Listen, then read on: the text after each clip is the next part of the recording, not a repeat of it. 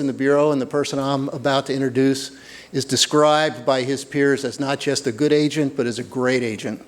So we are very fortunate to have him here today. David Bowdich, and I'll keep this kind of short, was appointed Deputy Director of the FBI in March 2018. He joined the Bureau in 1995 and had a career as an agent where he worked in a bunch of different field offices doing a bunch of different things. He served on the SWAT team. He served as a sniper.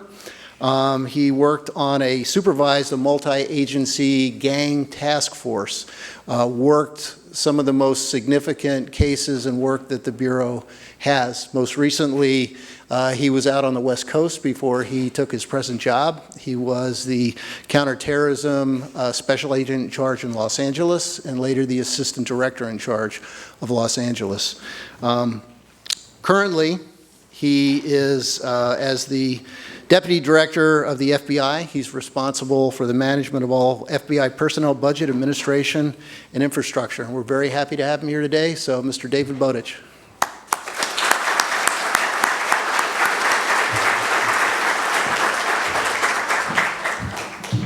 All right, hello everyone. Thank you for having me today. It's a pleasure to be here. I understand that D&I was here earlier today. He's a good man. I think we're fortunate to have him in that role. I found him to be a steady partner, and as the D&I, he has a tremendous responsibility to lead decisions that impact the entire intelligence community. So we spend quite a bit of time together. First off, I want to thank Carl Jensen and the Department of Intel and Security Studies here at the Citadel for having me. This school, as you know, this institution has a tremendous reputation, and this department has gained a tremendous reputation. I also will tell you, and I know that I was just asking Carl the makeup of the attendees here, and it sounds like it's a mix of many different things, but to the students, this is one of the fields that for the future is incredibly important. I'm going to run through with you in a few minutes the priorities of the FBI. I'm going to put my phone up here because I can get going sometimes and get a little lengthy, so I'm going to try not to. But I'm going to run through the composition of the threats of the FBI very quickly. And one of the greatest ones that we are very concerned about and focused on is cyber. The cyber threat throughout the violations that we investigate. But I want to tell you, first of all, it's a privilege for me to be here. I'm going to talk to you about some persistent and emerging threats.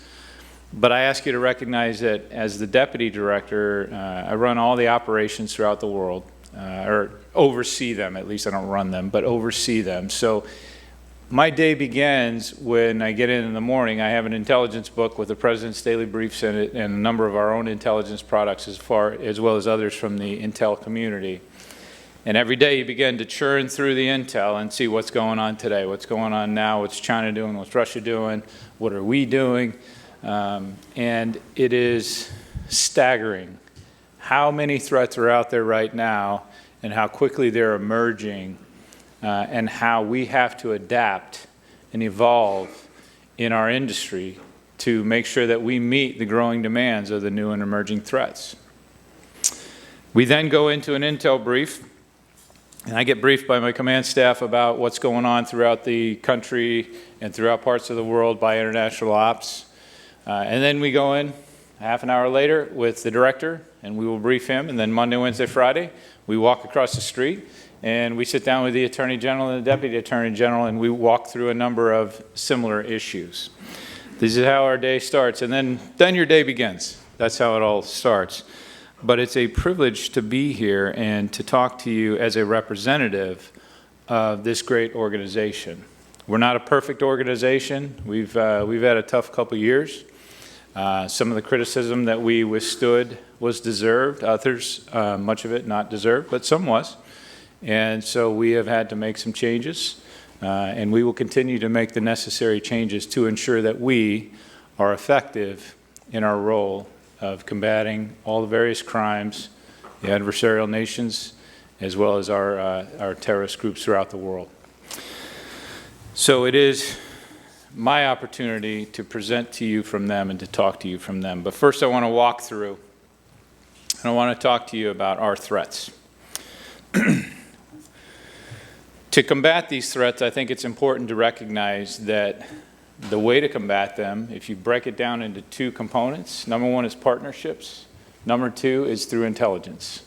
We gain that intelligence through a number of areas, number of ways, techniques. We work very closely with our foreign partners to exchange intelligence. And without that intelligence, which is truly the lifeblood of protecting this country, we would not be effective. The partnerships include our partnerships with overseas nations, allied nations. They include our partnerships with our state and local partners. They include our partnerships with the intelligence community. They include it with the private sector, which I'll talk about more later. And they include it with our communities. And I'll talk about that as well. But our priorities to understand the FBI, I want to walk you through them very quickly. First one is to protect the homeland from attack. That's terrorism. Second one is to protect the U.S. from counterintelligence threat. These are adversarial nation-state actors who wish to do us harm. They wish to steal, pillage from us. Third is to protect the nation from cyber crimes. Fourth is public corruption. This is one that for us is very, very important. Public corruption, in many venues, if we're not doing it, it will not get done, just because there are certain cultures throughout parts of the country. There's other agencies that can do it in certain places, but it is what sets our society apart from so many others. I've been all over the world, and I can tell you many nations have rampant and systemic corruption problems. Do we have it in this country? Yes, we do. The difference is when we find it, we will root it out, and we will hold people accountable to the best of our ability. And the fifth priority we have is civil rights, the investigation of civil rights. This is everything from color of law violations to hate crimes. The sixth is combating transnational organized crime. This is everything from gangs to organized crime overseas, or organized transnational groups, to some work in the drug cartel arena as well. And then 7 is complex white-collar crime. That includes everything from mortgage fraud to financial institution fraud to corporate fraud. Those crimes are deep. There are many of them, and we do not have the resources to get them all, so we have to draw thresholds, but we do the best we can to meet the demands there. And then finally, it's violent crimes. And violent crimes includes everything from bank robberies, which we've been doing for decades, to kidnappings. And in this arena, in all arenas, except to a lesser extent corruption and counterintelligence, in all arenas, we work very closely with our state and local partners. Sometimes we lead, sometimes they lead. Regardless, it doesn't matter. We look at ourselves as shoulder to shoulder with them, and we will continue to look at it that way. That's one of the things I always try to tell the new agents is you do nothing alone. Anytime I get briefed on cases, if I start hearing I, try to stop them and say, how about we? We do this. And the same thing goes towards our organization. We stand shoulder to shoulder with our IC partners or in investigations with our state and local and other federal partners. Very, very important for us to think that way. I want to mention very quickly the threats and how multidimensional they are. Today's threats are very different than they were 20 years ago. I find great value in sitting down with some of our retired agents, our retired employees that can give you their perspective. There's great value because sometimes there's nothing new under the sun. I will tell you, however, when it comes to threat, there's a lot new under the sun. Different techniques, different procedures, different tactics. And we had a group of retired executives in a few years ago to brief them on some of the threats. A couple of them walked out shaking their heads. They said, boy, we didn't even have anything like this when we were here. They had plenty of threats, they had plenty of challenges, but they were different. These are different. The borders do not matter today to a lot of folks, and we have to think differently in how we write the laws, how not we write the laws, but how the legislators write the laws, but we have to make sure that we provide them the information that they need to help us address these threats. They can attack the financial institutions throughout this country. They can attack our economy. They can attack many aspects of our great country. So we have to think different. We have to think ahead. One of the things we talk to our folks about is anticipating. I used to tell our agents all the way down to when I was a line supervisor is make sure the best agents are those that, and analysts are those that anticipate the moves of the bad guys. Anticipate. We, as an organization and as an industry, quite frankly, need to do the same. This is what we see today. What are we going to see 3, 5, 7 years down the road? And that's hard to anticipate, quite frankly. That's difficult. That's where you really need to involve some of your academics and some of your deep thinkers in your organizations to make sure we're really thinking about it. Because I'll tell you, some of the things we have today, I never thought about it. But we are saddled with addressing those threats today. Really important that we try to always be ahead of the curve. Our primary responsibility, I'm going to touch on terrorism real quick because I don't normally get written questions. I normally just take them off the cuff, but in this forum I did receive some written questions. There was a few of them on terrorism. So I'm going to touch that, but I'm going to really get more in depth on some other things. But in respect to terrorism, the FBI has roughly 5,000 open terrorism investigations today. Of those, about 3,000 are international terrorism related. About 1,000 are homegrown violent extremist related. These are the folks that are in our midst that we believe are being inspired either through the internet or through contacts they've made in their communities. These are challenging because many of them, the vast majority of them, are not necessarily directed. They're actually inspired. And that's a tough one. If there's orders and communications going back and forth, I'll be quite frank, we have a good shot of eventually getting in there and determining what's going on. Now, some of the things I'll talk to you about later make it a little more difficult, but we have a good shot. But if they're just sitting in their home, or in the case we had a few years ago where we had a number of juvenile males who were being heavily influenced by a guy overseas named Junaid Hussein, they're sitting in their mom's home or their dad's home, mom and dad, and they're on that computer, and they're learning, and they're digesting, and they're getting inspired. And eventually, where we try to make sure we are rock solid is to know when they go from aspirational to mobilization. And that's a dangerous ground, because that can go, we used to call it flash to bang, that can go like that very quickly. If they're not communicating with people, it's difficult. So we have had to adjust how we do this. We've also had to recognize, I mean, we've known this, but we've really put more effort into working in our communities. The outreach is incredibly important. It is important that if an SAC, which is the head of our offices out there in the field, they and their staff should know what's in their area. They should know those communities, because there is no substitute. My wife told me when we started dating, there's no substitute for time spent together. None. She's right. It's the same way with a community. There's no substitute for time spent together and building that trust. And that's something we recognize is incredibly important. But the homeland threat still continues. We address this through the Joint Terrorism Task Forces throughout the country. We have about 104, 105, I believe, last count.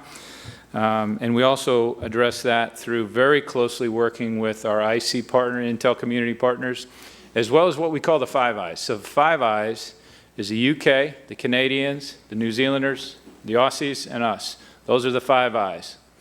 That is a very tight group, especially in the fight against terror, more and more so in the fight against counterintelligence. We recognize that when we put our intelligence apparatuses together, we can do great things. But it takes communication, it takes trust, and it takes working together, and we're doing it very well together. The other things I want to talk to you about today, there's three things because of this venue and the reason that you're here. I want to talk to you about three things that are persistent threats. Number one is foreign influence to include election integrity. Number two is our counterintelligence threats. And number three are cyber crimes. I've touched a little bit on that a little bit. What I want to talk to you about are foreign influence and election integrity. We are very concerned that, and continue to be concerned, that we have undeclared covert efforts to influence U.S. policy, to influence U.S. voters, to distort political sentiment, to create public discourse. So, for those who don't know Russia, that's their playbook. Their playbook is to throw a bunch of things out there to begin to create this public discourse, this public debate, because what it does ultimately is it will chip away, they believe, at the credibility of our democracy. And it will make people question why our democracy is so great. We've seen them get involved in very hot-button issues in the U.S., very hot-button issues. Why? You think, why does Russia care about this? It's because it's an issue that divides our communities. It divides our country. And that's exactly where they see vulnerability. They've been doing this for decades. It's just now they're doing it via the computer. We just came back from the Baltics, and it was interesting talking to them. Remember, this is a former USSR nations. Now their own nations are 23 years, 26, 23 years old, anyway, in that range. Fairly young nations. But they said, look, Russians have been meddling in our elections for forever. They're used to it. They're also more savvy about fake news. That is something that as a society, we are going to have to evolve. And I don't have the answers. I don't have the answers to a lot of our challenges as a society that we have right now. But we're going to have to evolve in our understanding of fake news because it's out there. And it's going to continue to be out there. They're a little more evolved in their understanding of that because it's been around so long for them. But there's nothing new there. Our adversaries, in particular Russia, wants to push out broad disinformation campaign, using false flag online personas, and sympathetic spokespersons. As I said, this is old news, different tactics. It's the old playbook. We believe that Russia seeks to impact our voter confidence. They seek to divide the public, or to degrade the public's faith in our electoral process. This is the holy grail of this country, our electoral process. This is why we're putting so many resources into this right now. And our adversaries do see what they consider to be vulnerability. So we have a role through the FBI, as does a number of our IC partners, and the DHS has a role. Our role, if you look at the two sides of who does what in the cyber arena, the FBI's is to do investigation and ultimately attribution back.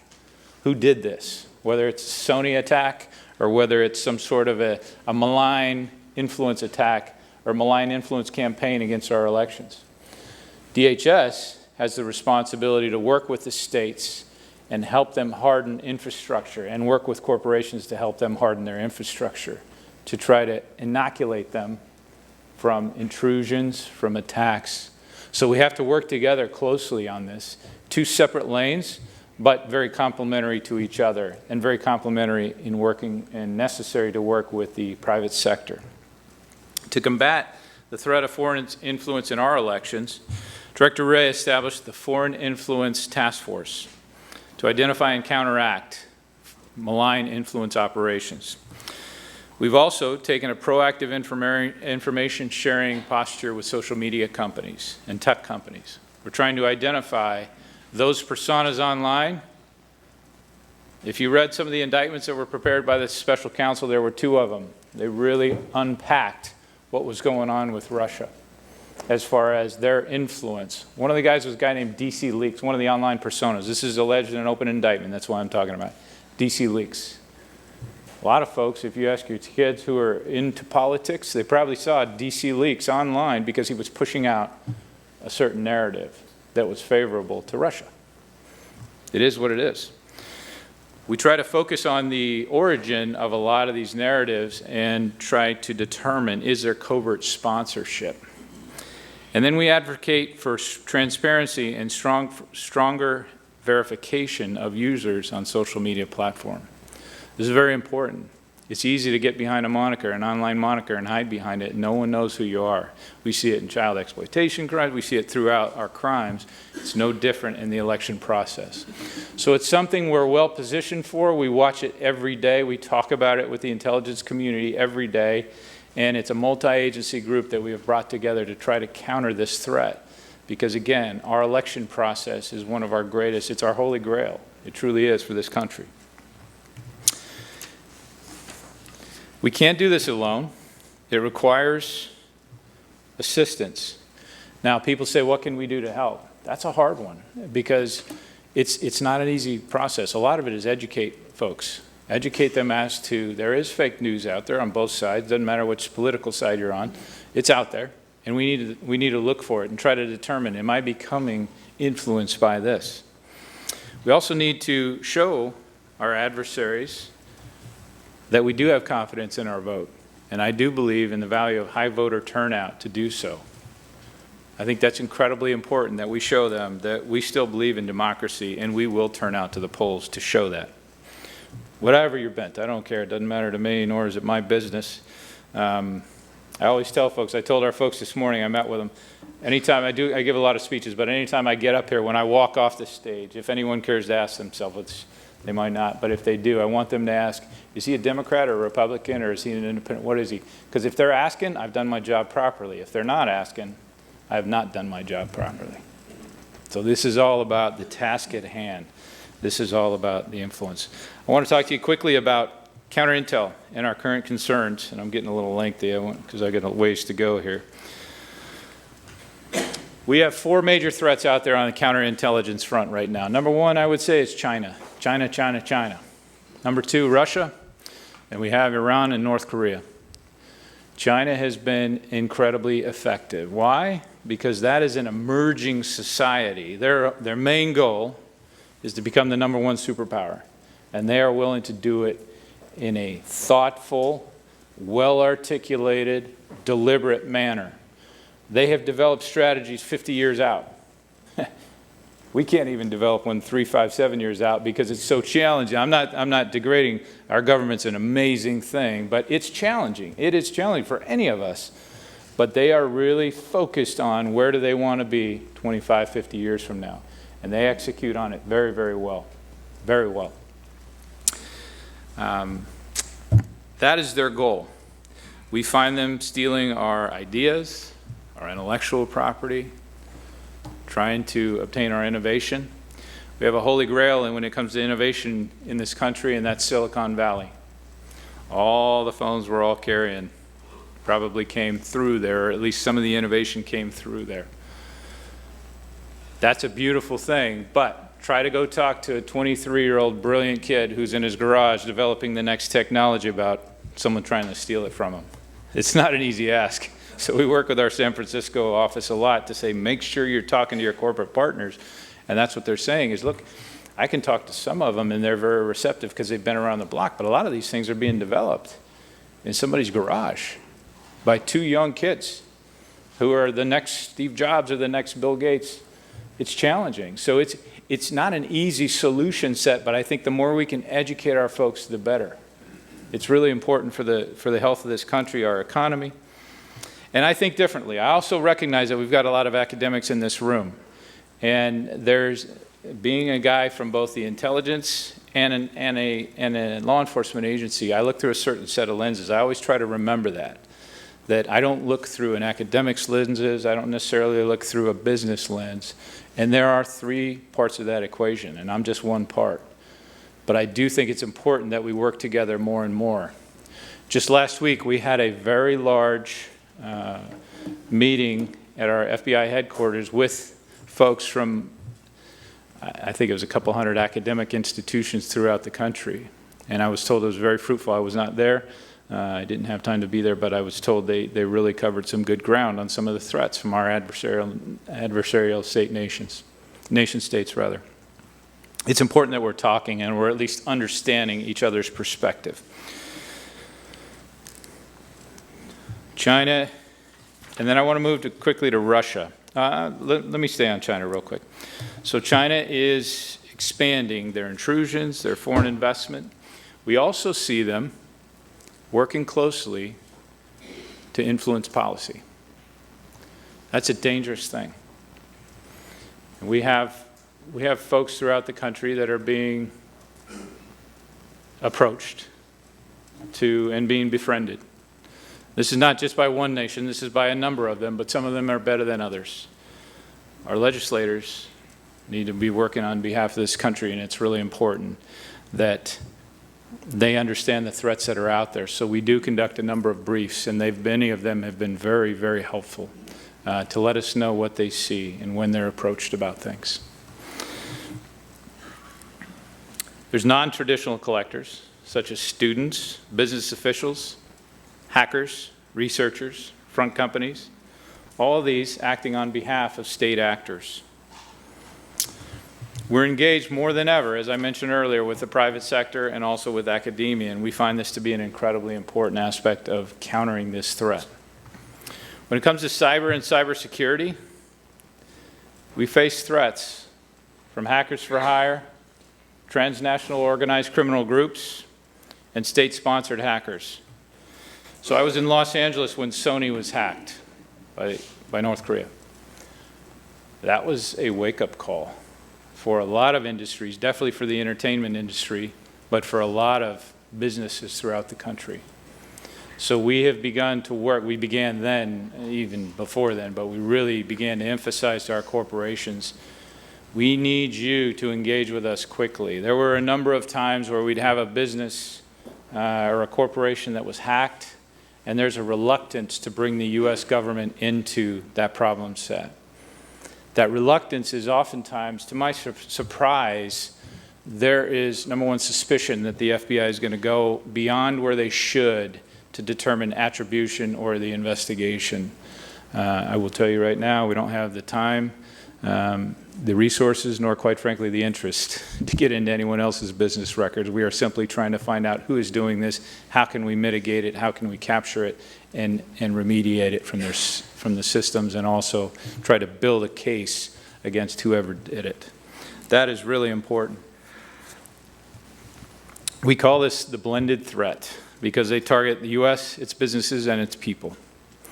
We do find that through the businesses, a lot of times it's easy for us to get the attention of our chief security officers in many of these corporations, but the gatekeepers oftentimes are the CEOs or the general counsel.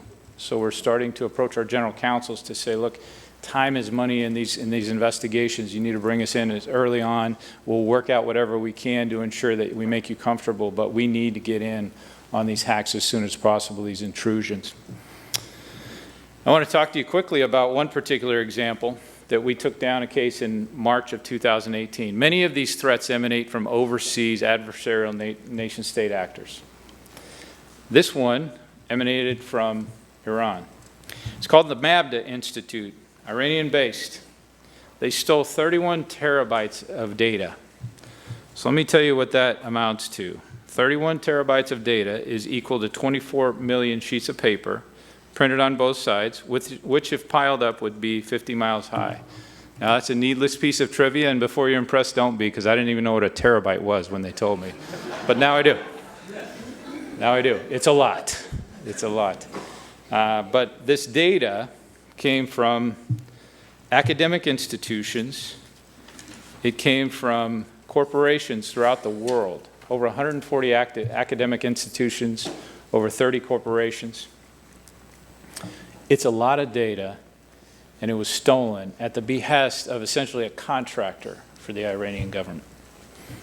That's a dangerous thing. So as you can imagine, these are challenging decisions as far as imposing a cost on some of these cyber hackers. So there was a decision made finally that but a decision made after everyone talked about it that we were going to impose a cost. So we're going to do what we call name and shame. Now folks say, okay, some folks say, how effective is that? So you're going to name these people that are in Iran, probably never get them, and then for what? Well, my response is, number one, it prevents travel. Because if they travel, we have a very good shot of getting them. And we have gotten some. Not of that group yet, but give us time. Number two, it really tracks it back to them and lets them know, we know who you are, we will name you, we will shame you, and by the way, it's going to be tough, and you better look out if you go elsewhere from Iran. We've had a number of successes from that type of tactic. We just brought back a man from, this is probably 2 months ago. My folks briefed me from International Ops and said, we have a guy in Prague. We have an office in Prague, and our legal attaché out there said, hey, we've got competing extradition requests on a Russian hacker between us and Russia because they want him bad, we want him bad. The government there is essentially, they can lean both ways depending on what position you're in. In this case, he hacked LinkedIn and Dropbox. He allegedly, this has not gone to court yet, but we did actually send a plane over, And we waited for the court ruling, and when it came down in our favor, we put him on an FBI plane, and we flew him back, and he's sitting in custody now awaiting trial. Now, what will be the outcome of that trial, time will tell. That's up to a jury.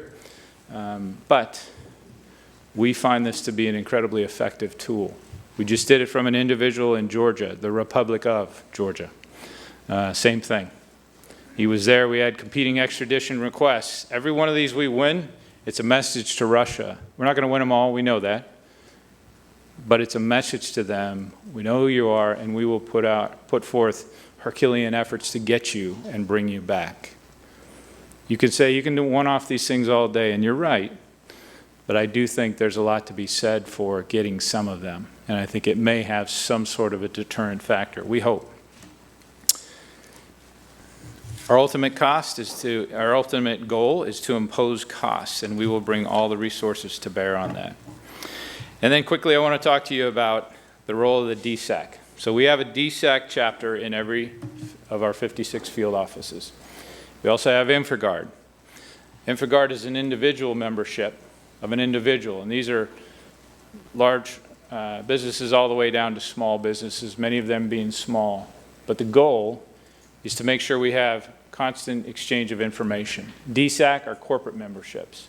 And this is simply so we can meet regularly and exchange information, because the corporations need us and we need them. It is not like it was 20 years ago where you can kind of do your own thing. We cannot do that today. Really, really important.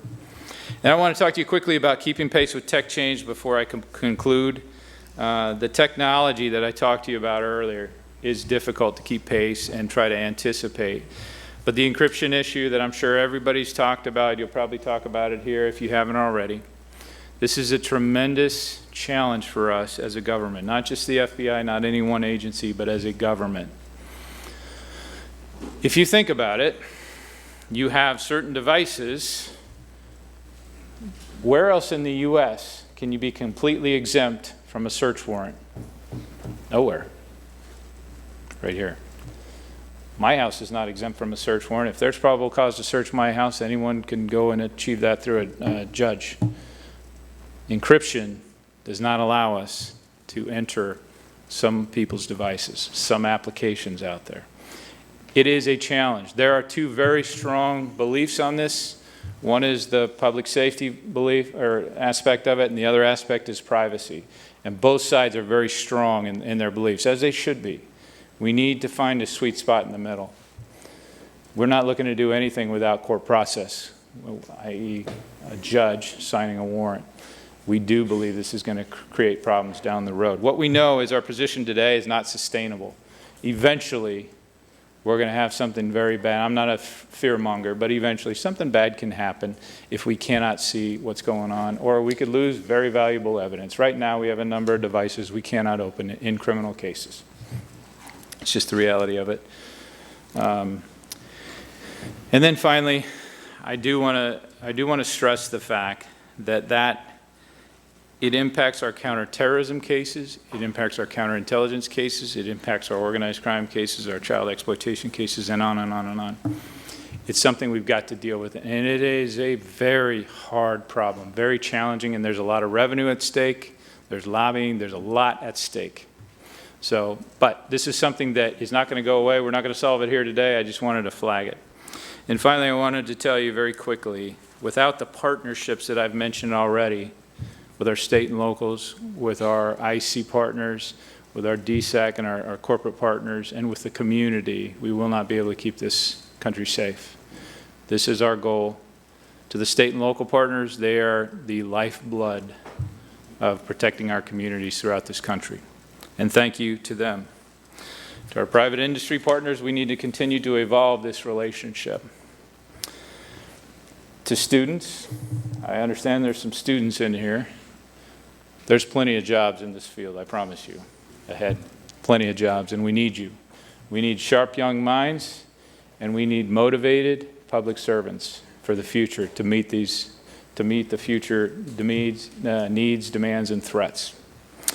You know, I never thought, I was a police officer back in 1991. I was going through the police academy, and I never thought I'd be here today as a deputy director, and every day it's a privilege to stand in these shoes and try to represent such a wonderful group of people throughout this country and, quite frankly, throughout the world. And every day I feel a weight of responsibility, and I have this voice in my head that says, don't screw this up. So we're going to do the best we can. But this organization is strong, we are resolute, and we will continue to be partners side by side, shoulder to shoulder, with those that are serving this country. With that, I'm sorry I went a little over, but I wanted to thank you for your time and your attention.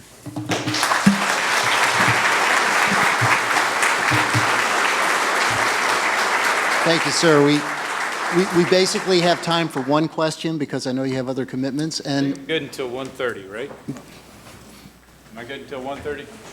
1:30? 1:20? 5 minutes? I can get 2 in 5 minutes. I'll try. Well, I'm going to ask this one because I get this question about 5 times a day, and I love this question, and we have a lot of students in the audience. We have other students who are watching this online on our Facebook feed and that kind of a thing.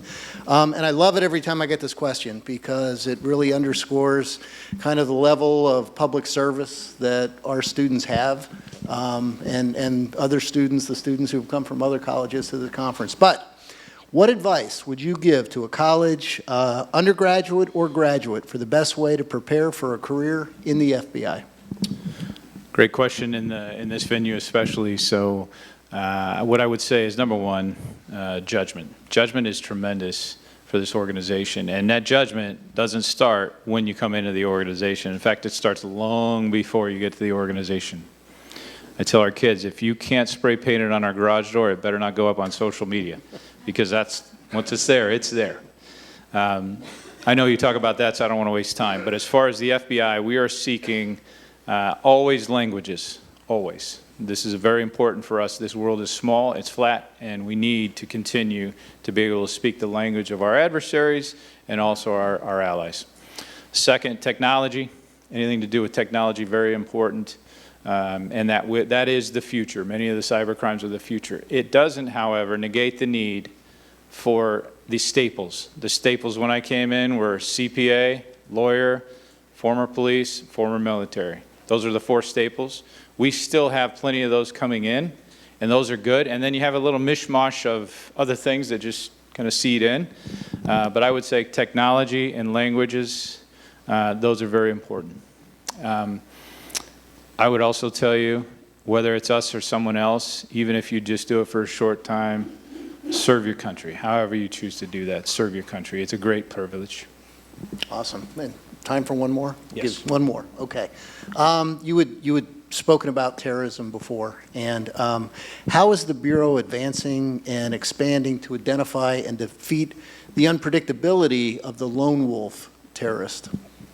Very challenging. I touched on a little bit of that. Good question. I touched on a little bit of that in the speech ahead, or previously, which was, number one, we work through the Joint Terrorism Task Forces. So those are FBI-led, but they are heavily seated with intel community partners and local and state law enforcement and some other federal law enforcement. That's important because terrorism cannot be like drugs. I worked drugs many years ago where people would miss connections or you'd run into each other. Terrorism, all information in the homeland, all has to feed through the Joint Terrorism Task Force. It's really important. That is part of it. Also, our outreach efforts, the old know your community. The community is a customer, and the day we forget that is the day we should walk away. They are the customer. Sometimes we make unpopular decisions. We don't always make people happy. But if you spend time with them and you get to know them and they build a trust, they will self-identify problems, whatever community is. Not always, but sometimes. I can't tell you how many of our leads come from the community. It's a very positive thing, but they have got to trust you. Third, working with the Five Eyes and working with other nations. That's why we have people throughout the world, to establish those relationships, to build that trust, to ensure that we are doing everything we can to fight the fight. We exchange so much information on the terrorism front with our allied nations, with the Five Eyes in particular. Awesome. Thank you very much. That was great.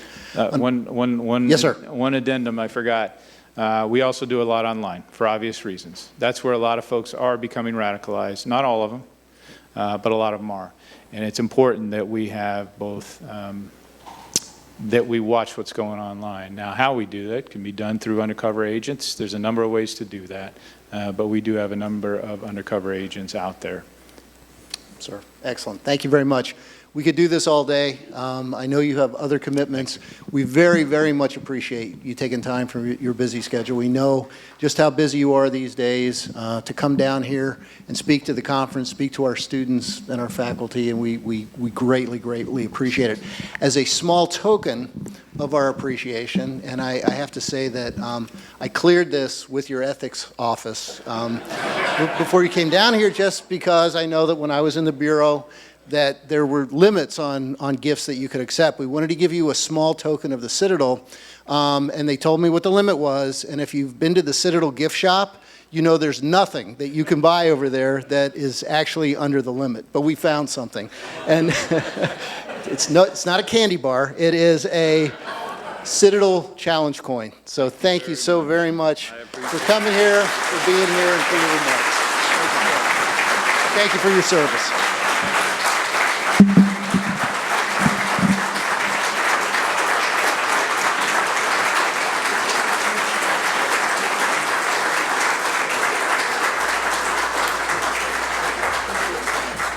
Okay, thank you all very much. So we're running pretty much on schedule. We're a little bit behind. A couple logistical notes. The 6th floor, we're not using that anymore. If you notice in your program, we've shifted now to the media